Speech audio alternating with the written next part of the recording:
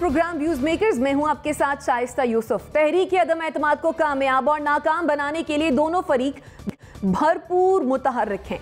हुकूमत ऑपोजिशन की तहरीक अदम एतमाद को नाकाम बनाने के लिए कभी इमरान खान फार्मूले की वजह से पूरा एतमाद दिखाई देने का तासुर देती है, तो कभी शाह महमूद कुरैशी ऑपोजिशन इत्तेहाद जल्द बिखरने की पेश गोई करते हुए हॉर्स ट्रेडिंग का इल्जाम लगा देते हैं। दूसरी तरफ ऑपोजिशन क़यादत ने भी पुरसकून वीकेंड के बाद राब्तों और मुलाकातों का सिलसिला फिर से शुरू कर दिया है। हुकूमत की तरफ से तहरीक अदम एतमाद पर 28 मार्च को वोटिंग का ऐलान कर दिया गया है, जिसके पेश नज़र सियासी हलचल में मजीद तेजी का इम्कान है।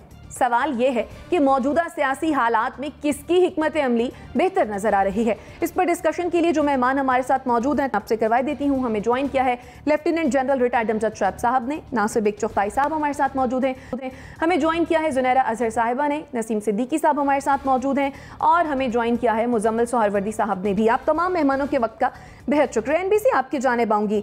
माजी में जितनी भी अदम एतमाद आई उन्हें कामयाबी नहीं मिली, शायद यही वजह है कि हुकूमत खासी कॉन्फिडेंट नजर आ रही है। क्या ख्याल है, ऑपोजिशन इस मर्तबा तारीख बदलने जा रही है? नहीं, इस पर मैं कुछ भी नहीं कह सकता, लेकिन जो इस पर एक्टिविटी है वो बहुत स्ट्रॉन्ग है और कुछ दिनों पहले शायद अपोजिशन के हक में ना हो, लेकिन आज मुझे नज़र आ रही है कि वो अपोजिशन के कोर्ट में सब कुछ है। वो अपोजिशन ही गेंदें फेंक रही है और वो डिफेंड कर रहे हैं उनके गोलकीपर जो हैं पीटीआई के और दूसरे। और इस सूरत हाल में अपर हैंड अपोजिशन का है अभी तक। आज जो मुलाकातें हुई हैं उनके हिसाब से भी, और उसके बाद जो बौखलाहट की सूरत हाल है पीटीआई की सफ़ों में, वो अगर आप देखें तो उससे अंदाज़ा होगा कि वो कितना दिफाई मोर्चा संभाले बैठे हुए हैं। मतलब एमकेएम उसकी मुलाकात नहीं करते थे, मुलाकात कर रहे हैं। फहमीदा मिर्जा उससे मुलाकात नहीं करते थे, उनके घर चले गए हैं। बाप वालों को लिफ्टिंग कराते थे, उनके पास जा रहे हैं। आज की बात कर रहा हूँ, आज। और इसी तरह और लोगों से मुलाकातें भी कर रहे हैं। सबके पास जाके कह रहे हैं कि भाई हम नहीं जा रहे। अच्छा, जो एमकेएम से मुलाकात हुई थी कराची में उनकी, उसके बड़े इंटरेस्टिंग डिटेल हैं जो अभी तक कहीं पर नहीं आई हैं, कि वही बोलते रहे, प्राइम मिनिस्टर ही बोलते रहे और ये कहते रहे कि बात नहीं, तुम लोग हौसला रखो, और कह के उठ के चल दिए। तो वो परेशान बेचारे एमकेएम वाले पूछते हैं उनसे, एमकेएम से वो परेशान के हुआ क्या उनके साथ। तो खैर ये सूरत अलग है, लेकिन मुझे इससे एक बचकाना जो हरकत की गवर्नमेंट ने, उस पर ज़्यादा तशवीश है। वो ये कि उन्होंने 63A को ट्विस्ट किया और उसमें स्पिन डाली और उसमें कहा कि स्पीकर जिसको चाहे वोट देने से रोक सकता है। अच्छा, ये पहले ही रोज़ मैंने लिखा था इसके ऊपर कि ये इंतहाई नामाकूल बात है। 63A में ऐसी कोई बात नहीं है। जुर्म सरजद होने के बाद सजा होती है। यहाँ भी अगर किसी ने वोट डाला, फ्लोर क्रॉस किया, तो एक प्रोसेस शुरू होगा। चेयरमैन या जो भी है वो लिखेगा स्पीकर को, स्पीकर फॉरवर्ड चाहेगा, अपना माइंड अप्लाई करेगा, दिमाग अगर है उसके पास तो वो अप्लाई करेगा और फिर भेजेगा इलेक्शन कमीशन को। डिस्क्वालिफिकेशन वहाँ से होती है। तो यहाँ तो अजीब सूरत हाल है। मुझे आज जब बताया गया स्पीकर साहब को लीगल ब्रांच ने कि नहीं जी ऐसा नहीं है, ऐसा आप कुछ नहीं कर सकते, वोट तो पड़ेगा, वोट काउंट भी होगा। तो एक वहाँ उनको हसीमत हुई।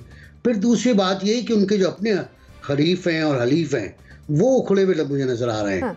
वो मतलब ये नहीं कह रहे कि हम आपके साथ हैं, वो कह रहे हम फैसला करेंगे, हम देखेंगे, हम परसों देखें, हम कल देखेंगे, और इसी तरह बातों को टाल रहे हैं। देखना ये है कि अब जो घर घर जा रहे हैं प्राइम मिनिस्टर, उसका असर क्या होगा, उसका नतीजा क्या होगा। मुझे नतीजा अच्छा तो नजर नहीं आ रहा। आपके ख्याल में नतीजा अच्छा नहीं होगा, आपका पॉइंट आ गया। जनरल साहब, जिस तरह से पीटीआई अपने अराकीन को धमका रही है, आपके ख्याल में प्रेशराइज करने की ये स्ट्रेटेजी कामयाब हो पाएगी? देखिए, ये स्ट्रेटेजी कामयाब नहीं होगी। उसकी बुनियादी वजह ये है कि ये कोई एक आदमी या दो आदमी का किस्सा नहीं है कि आप उसको धमकाएं तो वो धमका लिया जाएगा और वो वापस आ जाए। यहाँ ये बिहेव कर रहे हैं ग्रुप्स की शक्ल में, और पहले एमक्यूएम ये पीएमएलक्यू अकेली नजर आती थी, एमक्यूएम अकेली नजर आ रही थी, अब ये सब इकट्ठे हो गए हैं। और जब इतने सारे मिल के, जिनके गालिबन 17 के करीब गालिबन इनके मेंबर्स हैं, अगर वो सारे मिल के ऑपरेट कर रहे हैं तो उनकी धमकियों का क्या उन पे असर हो? वो तो उनकी एक वैल्यू मौजूद है, वो इनके साथ मिलें या कल को किसी और इलेक्शन हो तो फिर किसी और पार्टी को अपनी बिड्स दें जाके, वो इसी तरह बिहेव करें। और मेरा नहीं ख्याल कि धमकियों से कोई नतीजा निकलेगा। बासूरत इस वक्त जो सूरत हाल है वो टूट फूट नजर आ रही है, हुकूमत के स्ट्रक्चर की, उनके पार्टी की अपनी टूट फूट ज्यादा नजर आ रही है, उनकी अपनी अलायंस की टूट फूट ज्यादा नजर आ रही है। तो उसकी वजह से लगता यही है कि हुकूमत बहुत मुश्किल में है इस वक्त पे। ये अलग बात है कि इमरान खान अगर कहते हैं कि जी हम नहीं जा रहे, आप फिक्र न करें, ये वो, मेरा ख्याल है कि नंबर गेम अगर चली तो वो तो वाजे लगता है कि हुकूमत के मुखालिफ होगी, हुकूमत नंबर इतने पूरे नहीं कर सकेगी।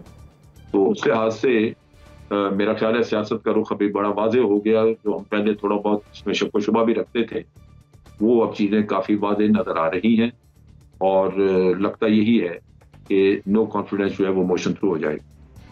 ठीक है, आपका पॉइंट आ गया।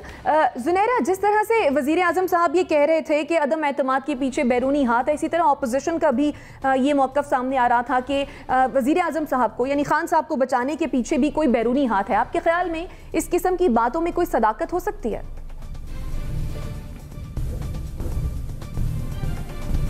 ऐसी बातों में कितनी सदाकत होती है ये फ़ौरन तो कभी नहीं पता चलता, ये तो 10 साल बाद भी पता चल जाए तो बड़ी बात होती है।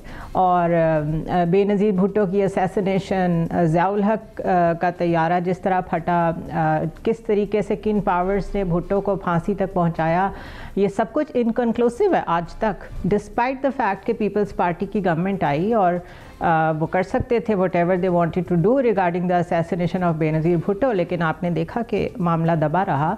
तो अगर तो कोई कॉन्स्पिरेसी है तो उसका तो पता नहीं चलता, बिकॉज उसमें स्पाई नेटवर्क्स इन्वॉल्व होते हैं और वो इतने कच्चे नहीं होते कि वो आपको पता लगने दें। दूसरी चीज़ ये कि ये एक टिपिकल पॉपुलिस्ट रेटरिक है, ये हर कोई खेलता है ये गेम। अपोजिशन में भी रहते हुए पार्टीज़ करती हैं ये सब कुछ बातें, और गवर्नमेंट में रहते हुए भी करती हैं। हाँ, इस वक्त जो सबसे ज़्यादा पॉपुलिस्ट एक पोस्चरिंग है इमरान खान की, वो मुझे कुछ मुख्तलिफ नहीं लगी। इफ़ यू रिमेंबर तो भुट्टो साहब ने भी यही कुछ किया हुआ है, UN में जाके पेपर्स फाड़ दिए और वेस्ट को ललकार दिया, OIC इकट्ठी कर ली एंड ऑल दैट। हमने देखा है मोदी ने भी जब दूसरी दफ़ा इलेक्शन लड़ने थे उसने किस किस्म के स्लोगन्स बुलंद किए और किस तरीके से उसने बीजेपी के जो एक्सट्रीमिस्ट एलिमेंट है उसको हिंदुत्व में से निकाल के वोट बैंक तक लेके आया। वो तो पॉपुलिस्ट लीडर ये सब करते हैं। ट्रंप को देखें, ट्रंप ने क्या किया था। मैं इस वक्त वरीड हूँ जो हमने कैपिटल हिल मोमेंट देखा, विटनेस किया पार्लियामेंट लॉजेस में, जो क्लैश हुआ बिटवीन ऑपोजिशन एंड, ऑपोजिशन नहीं कहूँगी मैं, मलेशिया कहूँगी, फजलुर रहमान का जो था उसमें और हमारी फोर्सेस में। तो क्या वो कोई बहुत ज़बरदस्त पैगाम गया होगा इंटरनेशनली, उस पर यूरोपियन यूनियन ने खड़ी होकर तालियां बजाई होंगी?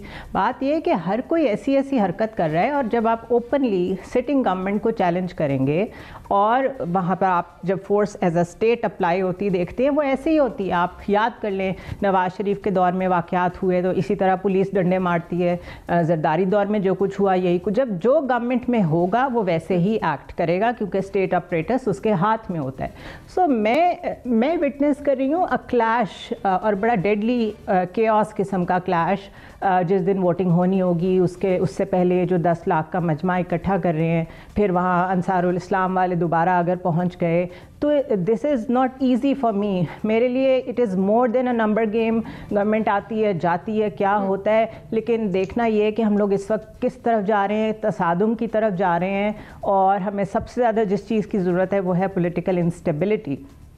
तो अगर बाकी सारे कंपैरिजन्स को छोड़ दिया जाए, नून लीग क्या करेगी आके, पीपल्स पार्टी क्या करेगी आके, इस वक्त द बिगर क्वेश्चन इज़ के where are we heading towards.